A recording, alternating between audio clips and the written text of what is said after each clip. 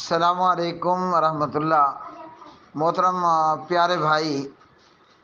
حافظ محمد زبیر،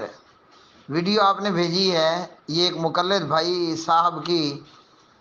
کہتا ہے کہ مرد اور عورت کی نماز کی ادائیگی کے اندر فرق ہے، اور اہل الحدیث جو دلیل پیش کرتے ہیں مالک بن حویرث کی روایت رضی اللہ عنہ صحیح بخاری میں سے، سلو کما رأیتمونی اصلی، نماز اس طرح پڑھو جس طرح مجھے پڑھتے ہوئے دیکھا ہے۔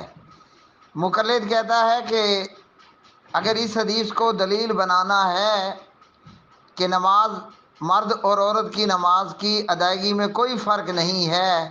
تو اس پوری حدیث پر عمل کرو۔ یہ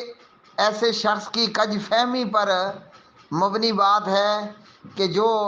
دماغی طور پر کتاب و سنت کی فقہ اور فقاہت سے محروم ہو۔ کہتا ہے کہ پوری حدیث پر عمل کرو اگر حدیث پیش کرتے ہو۔ اس حدیث میں سلو کما رأیتمونی اصلی کے بعد ہے کہ جب نماز کا وقت حاضر ہو جائے تو تم میں سے ایک جو ہے وہ اذان دے اور پھر تم میں سے ایک جو ہے وہ امامت کرائے۔ تو کہتا ہے کہ پھر عورت اذان بھی دے اور عورت جماعت بھی کروائے، امامت بھی کروائے۔ تو گزارش یہ ہے سب سے پہلی بات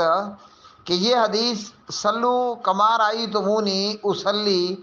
یہ مردوں کے لیے بھی حکم ہے، زنانہ عورتوں کے لیے بھی حکم ہے،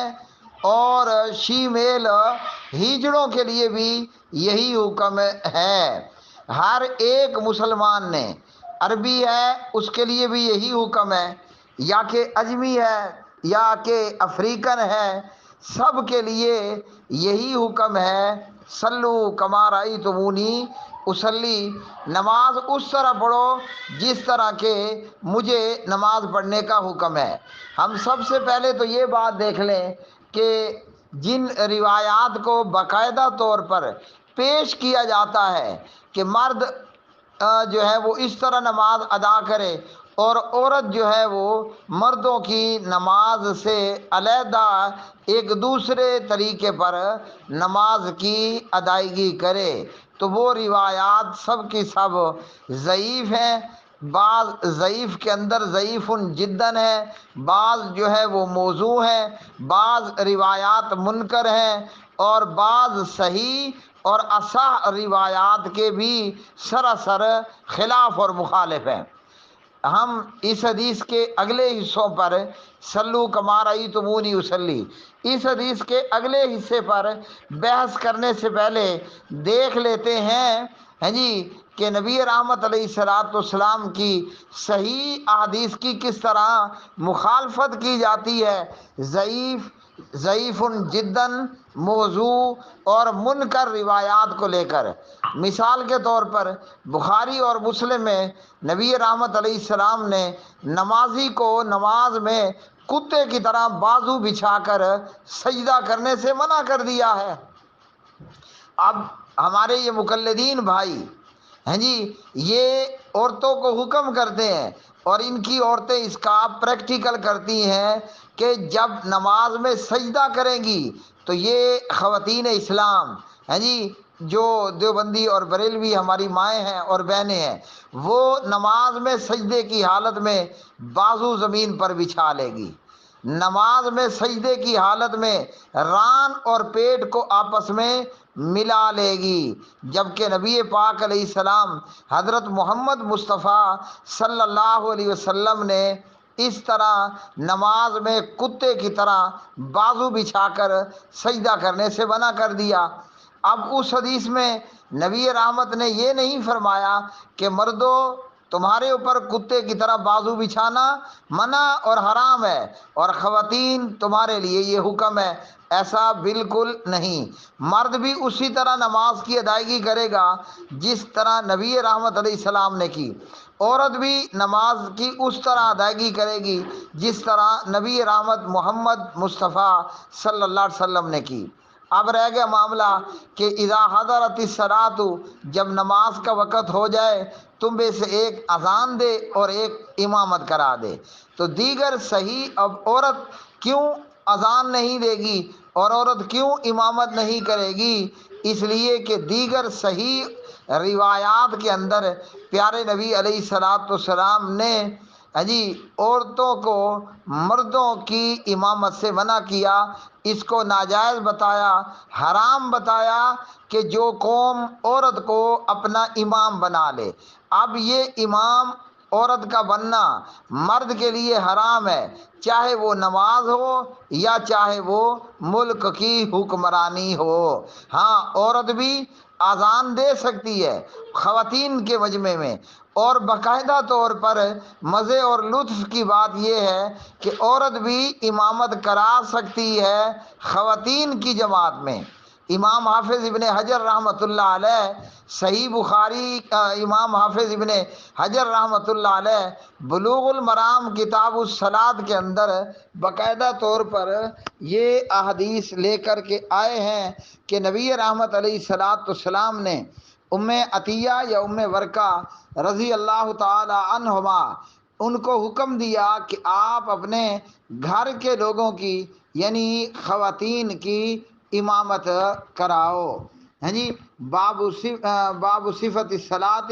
والامامہ، نماز کے طریقے اور امامت کے بیان میں بلوغ المرام کتاب الصلاۃ۔ تو عورتوں کی امامت کرائے گی، اور عورتوں کو جماعت کے ساتھ نماز پڑھائے گی اگر عورتوں کو امامت کرانا چاہے۔ اور احادیث صحیحہ کے اندر باقاعدہ طور پر یہ طریقہ درج ہے کہ جب خواتین کی امامت کرائے گی تو کیا طریقہ کار ہوگا، وہ احادیث ہم سب کے سامنے ہیں۔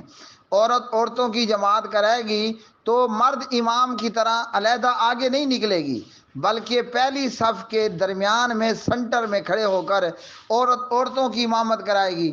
تو اس حدیث پر سب کے لیے حکم موجود ہے، پوری کی پوری حدیث سب کے لیے موجود ہے۔ مسئلہ صرف یہ ہے کہ عورت مردوں میں اذان نہیں دے سکتی، ایون کہ اگر امام بھول جائے اور خواتین پیچھے نماز پڑھ رہی ہیں تو امام کی غلطی اور امام کی بھول پر عورت مقتدی پیچھے اپنے مرد امام کو سبحان اللہ تک نہیں کہہ سکتی،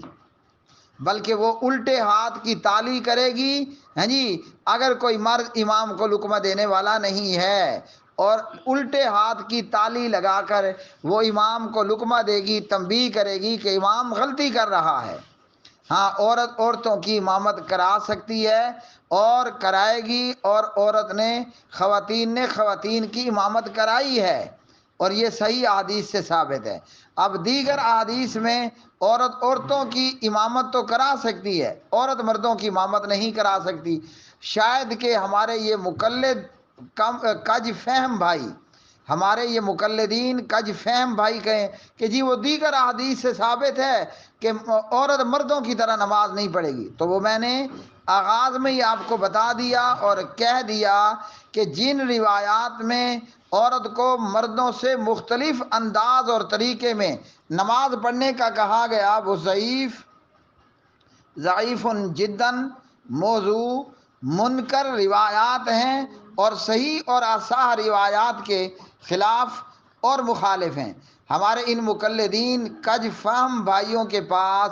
اس مسئلے میں دیگر کئی مسائل کی طرح سوائے اپنے اکابرین کی تقلید کرنے کے اور ان کے پلے کچھ نہیں ہے، یا کہ نصیب میں نہیں ہے کہ صحیح احادیث پر عمل کریں اور امت کو بھی عمل کرنے دیں، خود بھی احادیث صحیحہ پر عمل کرنے سے محروم بنتے ہیں اور دیگر کے لیے بھی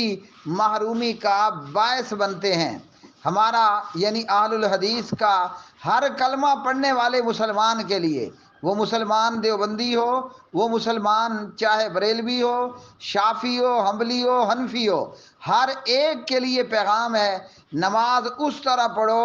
جس طرح امام الانبیاء، امام مسجد نبوی محمد رسول اللہ صلی اللہ علیہ وسلم نے پڑھی ہے اور پڑھائی ہے۔ دین کا ہر معاملہ وہ چاہے نماز ہو، روزہ ہو، حج ہو، زکوٰۃ ہو، ہاں جی، دین کا کوئی بھی شعبہ یا دین کا کوئی بھی رکن ہے، اللہ نے قبر میں اور قیامت میں فقط وہی قبول کرنا ہے جس پر محمد مصطفیٰ احمد مجتبیٰ خاتم النبیین والمرسلین محمد رسول اللہ کی مہر ہوگی، صلی اللہ